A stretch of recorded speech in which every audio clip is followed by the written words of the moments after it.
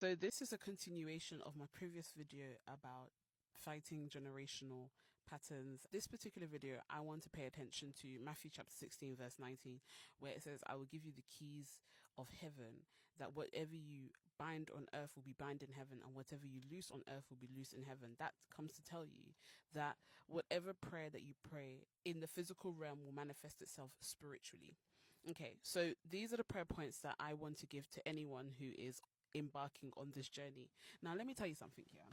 If you are fornicating, if you are drinking alcohol and drugs and messing with things that are carnal, this is a very, very strong warning. You cannot fight this battle until you have addressed your weaknesses.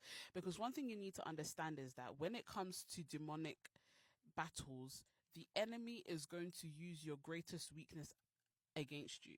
So you need to identify what is your weaknesses and pray to God for strength. Now, these are the prayer points. You have to pray very strategically in order for you to fight this fight, because understand that this fight is a great fight, because what you're fighting is old altars. The number one prayer is to give thanks to God for revealing to you the generational patterns. Number two is to seek forgiveness. You personally seek forgiveness for yourself, and the third prayer would be seeking forgiveness for your family, because sometimes there's certain initiations or covenants that are created without the awareness of the repercussions of it, and the fact that it may not just affect the generation then, but it's going to affect the whole generation.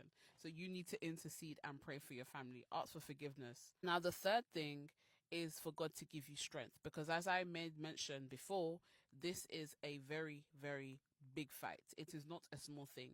Now, it's easier said than done. Some people are like, oh yeah, generational, so what? I can just break it. It's not more than mouths. You need to actually take action. And if you're going to take action, you need to understand that you need to go spiritually, because such a battle is not a physical battle. You need to pray for the strength of God.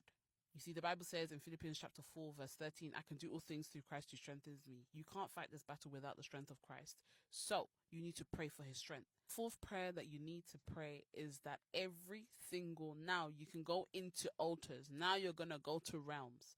Father, Lord, any covenant that was initiated before I was born, I cancel it upon my life and my generation.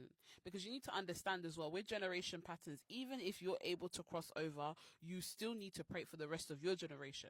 People think that, oh, I break it from me and it won't affect my generation to come. But if you're praying for yourself, you need to also pray for the generation that will come from you. So